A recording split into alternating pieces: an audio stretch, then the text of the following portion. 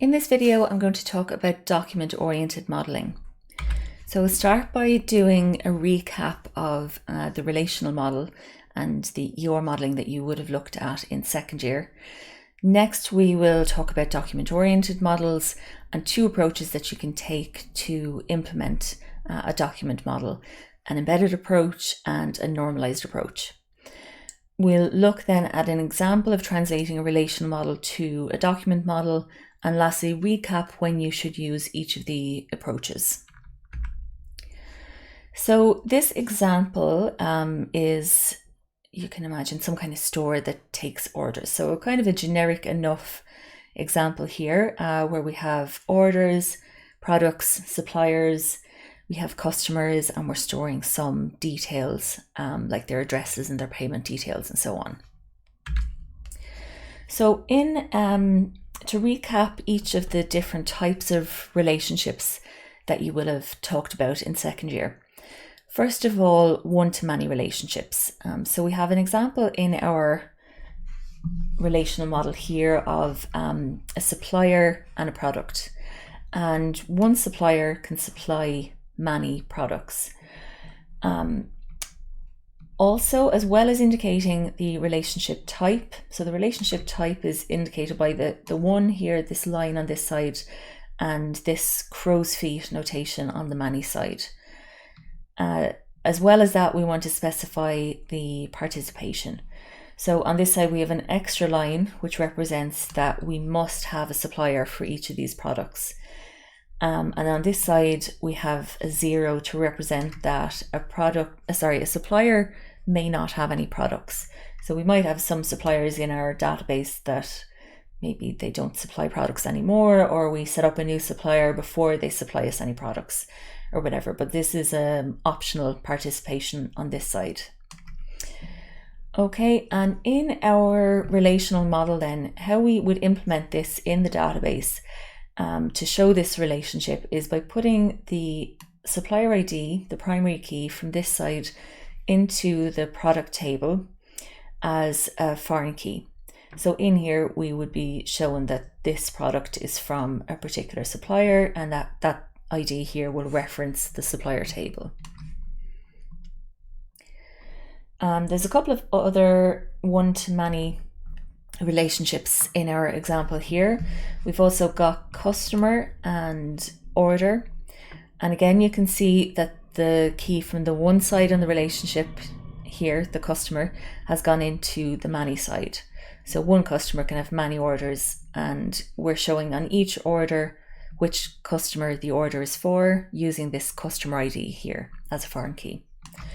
And lastly, then we have shipping address and customer. One customer can have many shipping addresses, and we're putting customer ID in here into the shipping address table as a foreign key. On this side here, you can see that the participation is a little bit different. This is showing that a customer must have at least one shipping address, and then they can potentially have many shipping addresses. Okay, we also have a one-to-one relationship in this example.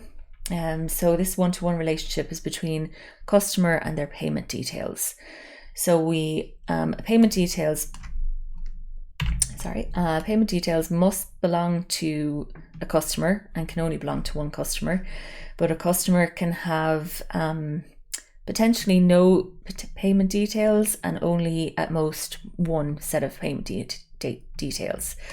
So in this example, I suppose in real life, you could probably have multiple payment details stored for each customer. But just to have an example, I suppose, of a one-to-one relationship in here, let's imagine that in this case, we only want to store the one set of payment details for each customer. If they do, change their payment details at any stage, we'll just be updating this one record as opposed to creating a new record each time. Okay. Here in a relational model, when you have a one-to-one relationship, you normally would put the key from whichever side is suppose whichever side is dependent on the other side will get the key as a foreign key. So in this example, you won't have payment details until you have customer first. So for that reason, we'll be putting the primary key from the customer side into the payment details side. And in there, it would be both the primary key and a foreign key that references the customer table. Okay, in our example, we also have a many-to-many relationship, and that's between order and product. So as you see here, we can have many products on an order, and a product can be on many orders as well. So in a relational model, we would have to create a third table, or what's sometimes called a link table, to represent this many-to-many relationship. And in there, we would have order ID and product ID, and we'd have one, I suppose, record or one line in this table for each order line on our order. So so we'd have this showing which order this line represents, which product it's for, and then the quantity of the product, let's say, as well. And order ID and product ID here, they're both part of the key, a composite key made up of both of those, and they're also foreign keys that reference order and product. So that's how we would implement that in a relational database. We'll see in a while how we implement that in a document database, and it's a little bit simpler than the implementation in a relational model. And lastly here then we have an example of a multi-valued attribute.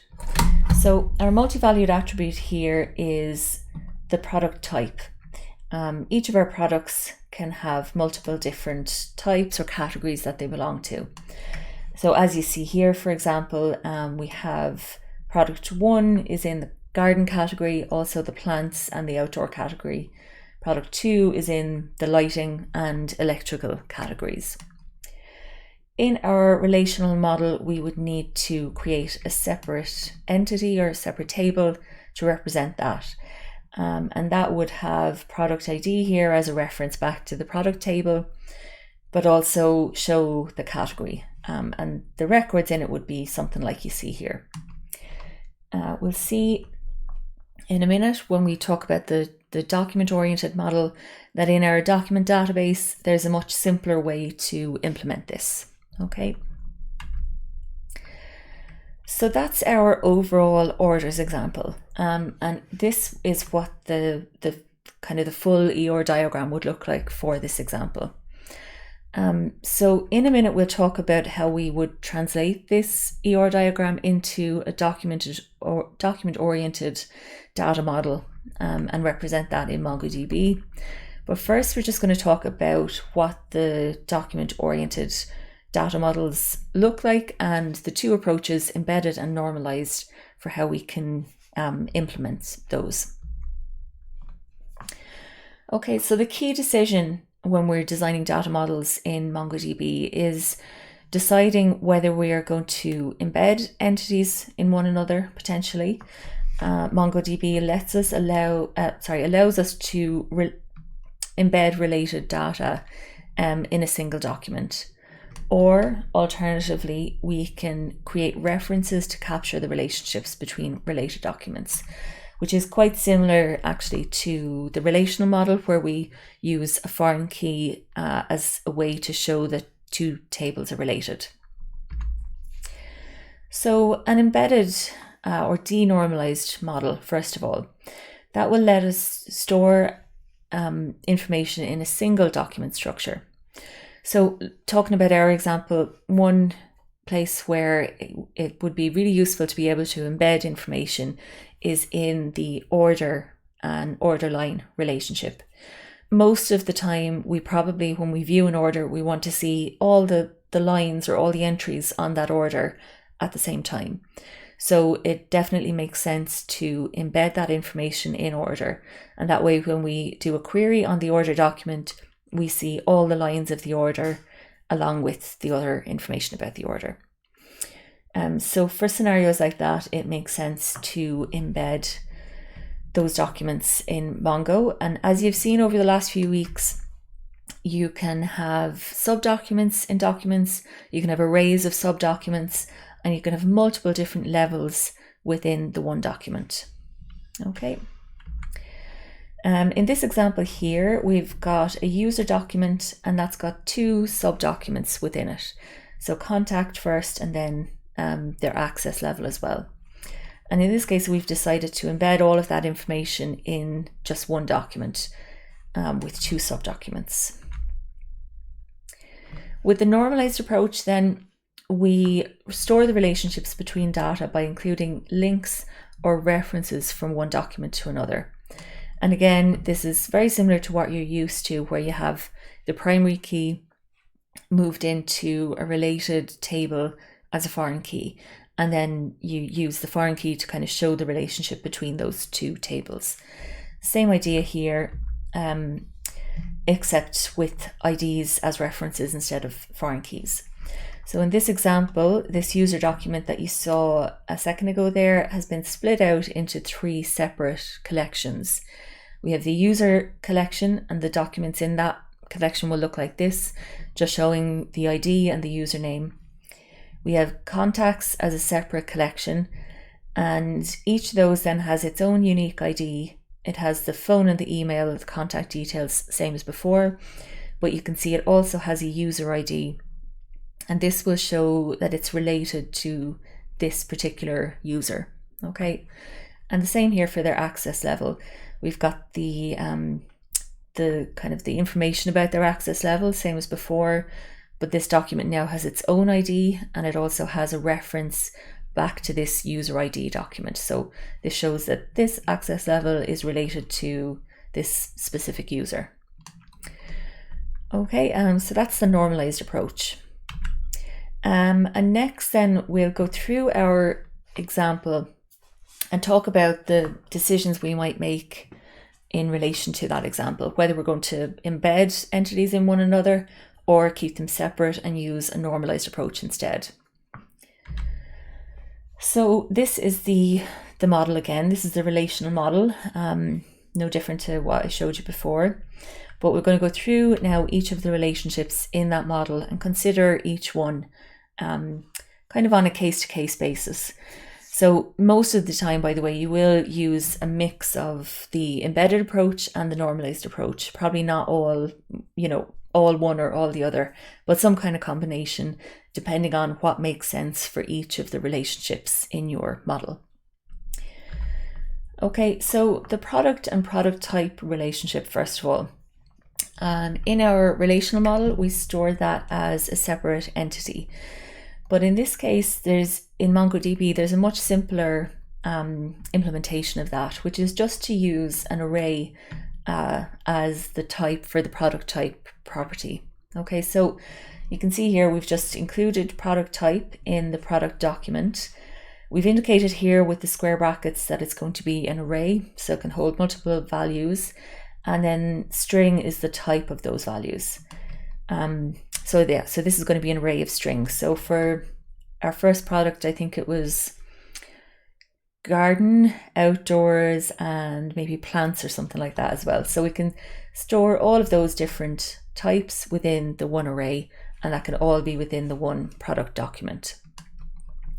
Other than that, I think the product document here is looking quite similar to the way the product table would have looked. The one difference I suppose to point out is we have got the product ID is now an underscore ID.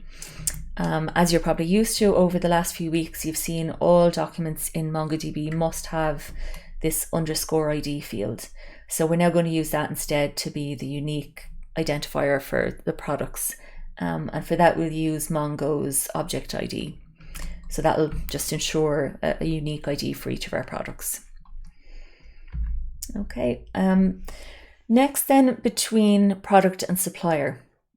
So here we have a one-to-many relationship. And most of the time when you have a one-to-many relationship, you have a choice to make between whether you're going to embed or whether you're going to stick with a normalized approach and keep them in separate documents.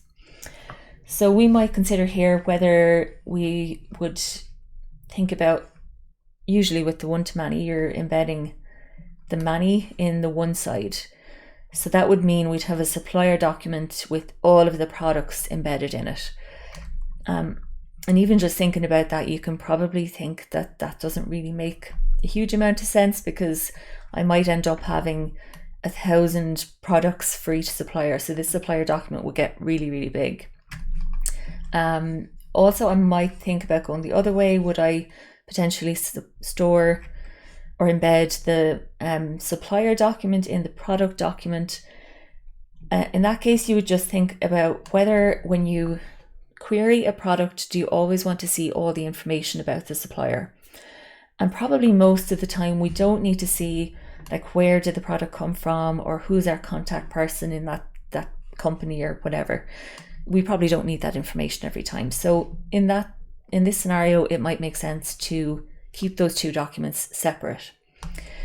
Okay, so once you've decided to keep them separate, then to represent that, you just need to add an ID from one to the other. So generally it's the ID from the one side going to the money side. So we here have put the ID from the supplier document into the product document as a reference. Okay, so it'll show in each case which supplier this product comes from. And if I do need the supplier information, I can use what's called a lookup in MongoDB to join those two back together.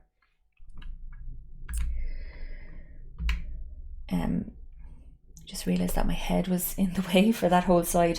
I'm just going to see, just in case you didn't see that there, the supplier ID here is an object ID, which again references the supplier document. Okay. Next then we have the many-to-many relationship between order and product, and in our relational model, we would have had order line as a separate entity as well. So in our document model, we can decide really which side we want to embed in. In this case, we've decided that when we view orders, we most often want to see all the lines of the order with the order document itself. So in this case, it would make sense to embed the order line documents within the order document. So you can see here that's represented as a subdocument by the fact that this order line entity here has its own box around it. And we can see it's going to be an array by the square brackets. Okay, so this will be an array of order lines within each order document. Each of those subdocuments then has its own properties like product ID and quantity and so on. And lastly then, this product ID is a reference back to the product document. Okay, so that'll show us which product the order line is related to. You could also decide to embed all the information about the product in each order line. But again, it's a trade-off there between the duplication that would cause, because obviously each of our products is going to end up being on many different orders. So that information then would be repeated a lot of times in our database, in our different order documents that we have. So it would be a lot of duplication, and that would be worthwhile if we thought we always wanted to see all the information about the product every time we looked at the order. But if we think that we probably don't need all that information, then it makes sense to keep this separate so we don't have the same amount of duplication. Okay. Next then, the customer document. So the customer collection is going to have shipping addresses and payment details embedded in each of the documents. In our relational model, we had these represented as separate entities, so one for shipping address and one for payment details. Again, there's always a decision about whether you want to embed or keep them separate. And in this case, if you think about shipping addresses, they are sort of dependent on customers, as in we don't really have a shipping address until we have a customer. So a lot of the time when you have that type of relationship, it makes sense to embed shipping addresses here within the customer document. So each of these will be a sub-document. Again, that's represented by it having its own box around it. and it's going to be an array of subdocuments, meaning we can have more than one shipping address. The same thing then for payment details. It's going to be stored as a subdocument, as you see there with the box around it. Payment details again is kind of dependent on customer, as in we're not going to have any payment details until we have a customer. So it makes sense in that case to embed it. And in this case, you can see we've indicated here it's not going to be an array, it's just going to be a single subdocument. So that kind of reflects our one-to-one relationship between payment details and customer. Okay.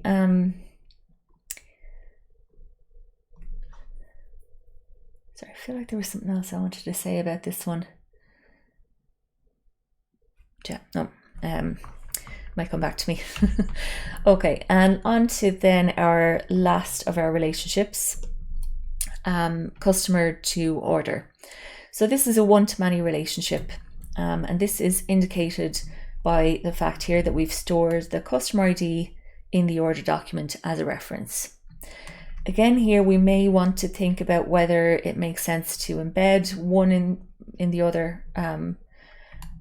For example, we might choose to potentially embed all of the customer details in the order document. But probably we don't need to see all that information about the customer each time. It's a lot of information if we were going to duplicate it for every order that customer does, and probably we don't need to see all that information every time we view the order document. So it probably makes sense to keep customer in a separate document. So we'll have one collection for our customers, another collection for orders, and customer ID as in here as reference to connect the two together. And I did just remember what I wanted to say about this relationship here. With shipping addresses within customer, another time when you're thinking about whether to embed or not, in this case, we probably know that we're not going to have too many shipping addresses for each customer. If it's a choice to embed and the embedded entity could eventually have like 1,000 different entries, then our customer document would be getting very big and a little bit unwieldy. So that might not be a good idea. But in this case, they're probably not going to be more than a few shipping addresses. So it's a good option to embed in that case. Okay, so that's our finished document model for this orders example. So hopefully all of that has made sense, and you can apply a similar process then to translate if you are going to choose to continue on with your example, your project, whatever you worked on in relational databases in second year. Hopefully this process will help you out when trying to translate that model into a document-oriented model. And you can make similar decisions there about whether you want to embed entities or keep them separate and add references in between them. And to recap then on that, embedded versus normalized and when to use each one. So as a general rule, you're using an embedded approach whenever you have contains relationships between entities. In other words, shipping addresses and payment details, for example, could be viewed as being part of the customer entity. So it makes sense to embed those ones. Or where you have one-to-many relationships between entities. And generally the many side or the child documents always go to the one side or the parent document. So in this example, we could have many shipping addresses and they're contained within the one customer document rather than the other way around. A normalized data model, in general, you might use this approach where embedding would result in a lot of duplication without providing sufficient querying performance advantages. So in this case, embedding customer in order would result in a lot of duplication. And that would only make sense to do if we thought that we always wanted to see all the information about the customer every time we viewed the order. If that was the case, then it would actually make sense to embed it. But if we don't need all that information every time, then it makes sense to keep it separate and add a reference between the two instead. Okay. References can provide more flexibility than embedding, but it will be required that you potentially join those two back together at some stage using the lookup operation, and it might mean that you require more round trips to the server. So for example here, if I looked at product and I have supplier ID in there, and when I'm looking at product, I figure out, okay, I actually need more information about the supplier, then I have to go back and query the supplier table next. Or potentially I have to do a lookup operation to join those two together. If that's something that's happening a lot, then you might find that it would make more sense to embed some information about the supplier in the product table. But most of the time, if you're finding that you don't need to go back and look up more information about the supplier, then it probably does make more sense to keep them separate. Okay, so hopefully all of that has made sense. In the lab, we're asking you to create a sample document for each of these collections. So you'll need to create them in a particular order because some of them reference others. So for example, with supplier, you'll create the supplier document first with these fields. Then you can create a product document next that should reference the supplier document that you just created. Next, then you can create the customer document and all of the, the sub documents here, the array of, you might add a couple of shipping addresses, say for that one customer, and some payment details as another sub document. And lastly, then you can create an order for that customer, and that can also have an array of order lines. If you only have one product, then just have one order line document within this array, that's fine. But just create a sample document for each one of those so that you understand how to kind of implement this model, take this data model and actually implement it in MongoDB. So let us know if you have any questions as you're doing that lab.